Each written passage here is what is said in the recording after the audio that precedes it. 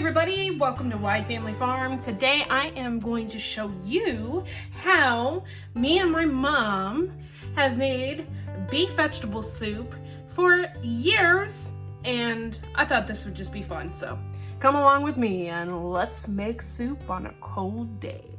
Okay y'all, I have these wonderful beef tips that I bought local. I bought them local at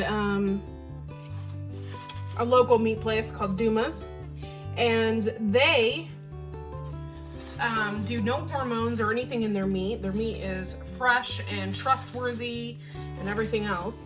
So that's where I've been buying my meat actually since the Red Dragon broke out. That's where I've been buying my meat. So this is a major part of this recipe, or how I'm doing this. It's not really anything too fancy, but it's a major part. I am a really picky meat eater. So what I'm doing here is I'm going to cut this up. I don't know if you can see,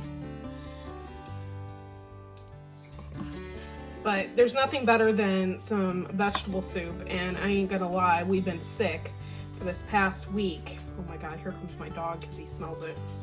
Sorry guys, not for you. Not for you! So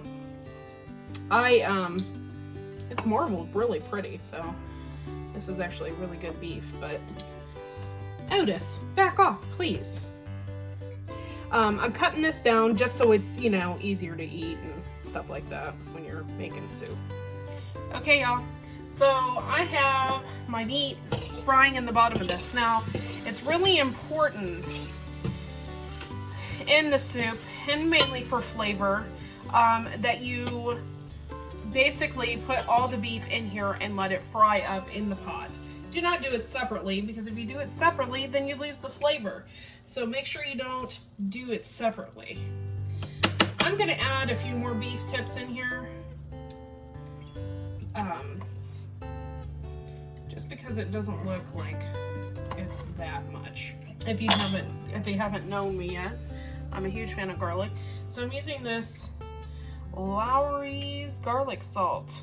I am not affiliated with Lawry's, but I love them. So I'm gonna put a little bit on my meat in there. Just a little bit. God, that smells so good. Okay, so I'm turning up the heat just a little bit more. I'm letting this fry up. I am also gonna add, this is garlic that I had dried. I dry my own stuff. So I'm gonna add a little bit of that in there, and this stuff is really potent. I don't know if you've ever dried garlic, but it's really potent when it's dried. So I'm just gonna like basically sprinkle it in there. You can add onions, you can do all that stuff. I am lucky because I just dehydrated these onions. So I'm going to be putting a little onions in there while they cook up. Just a little bit. I don't want the entire soup to taste like onions. I want it just to flavor it.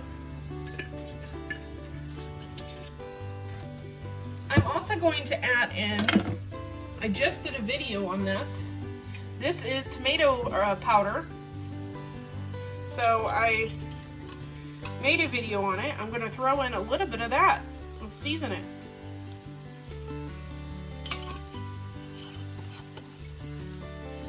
And I need a spatula.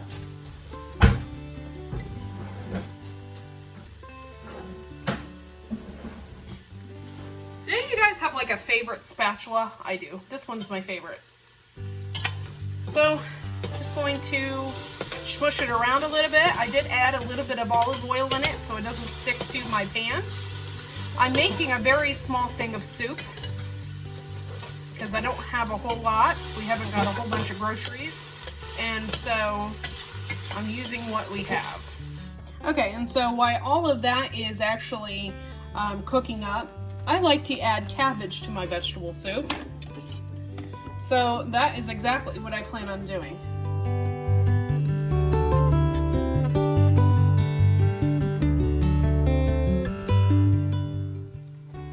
Okay, y'all, I got the beef tips all cooked.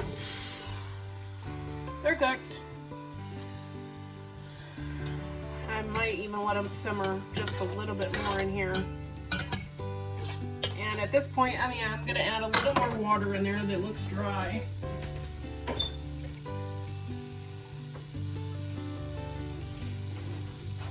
A little more water. Water basically extracts the flavor in there, so you can get that in your broth. So, yeah, cooking that up. And I got more to come here. So I got this beef broth. I'm gonna add this into the mix. Typically I would add this while it's cooking, and I forgot because I was cutting up the cabbage. So I'm gonna add that in.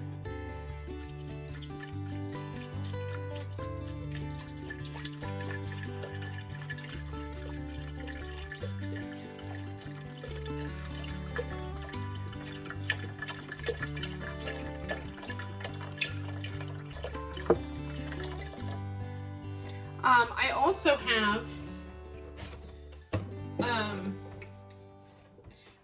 a can of it. I don't know if you can see, but I have a can of this stuff too. And so I'm going to add that to it too, just to add more flavor to the soup. You can do what you want. You can add what you want. It's vegetable soup. I mean, you can add whatever vegetables you want to it. I always like potatoes in my vegetable soup, but then my mom's like never puts potatoes in it. So that's something I did, I think, a while back. And a lot of times when I have a roast, I will totally make this soup. And it works out perfect. So I'm adding that to it as well. And I'm adding a couple cans of water. I just had a little amount of vegetables to put in here. I'm using the vegetables that I have in the freezer. These bird's eye vegetables, when I don't have it in my garden, I buy these bird eye vegetables by the bag, by the 5-pound bag. And they are just, my entire freezers and everything are just packed full of it. So I'm going to add, this was a 5-pound bag. It's no longer a 5-pound bag, but I'm adding what's left of it in here.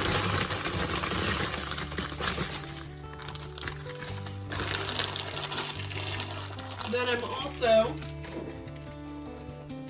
adding the cabbage.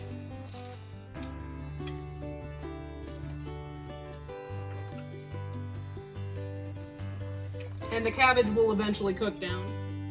And my mom insists that you add this into everything. It's parsley flake. So I'm adding a ton of that in here. She said it just flavors everything really nice. So I'm adding a ton of that in there. And then a bay leaf. Bay leaf actually, I don't know if you're familiar with it, but it actually changes the flavor of the meat. And a couple bay leaves in there. Okay, then I'm adding a whole can of tomato sauce. This is just a 8-ounce can. It's one of the small ones. So I'm going to be adding that in there as well. A little bit of tomato paste or something in a soup like this really makes it good. Flavors it up really well. So you want to do that. It makes the broth and everything really good. So that's what I do.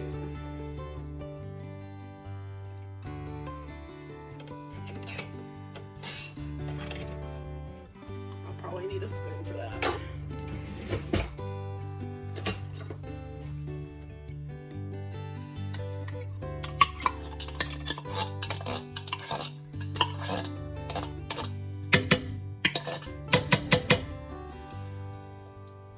Adding that in there. I'm going to stir it up really good. Okay, y'all, so I pretty much finished this. It has all the vegetables in it. I don't know if you can see.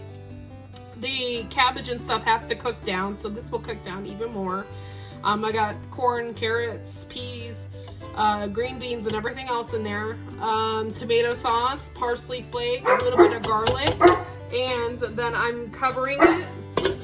That keeps everything so it can cook down. I'm turning up the heat just a little bit. You don't really want it at a boil, but you know, you want it to get hot. And this will be on the stove for about a couple hours before we serve it. Thanks for watching, everybody. Make sure to like and subscribe, and we'll see you next video.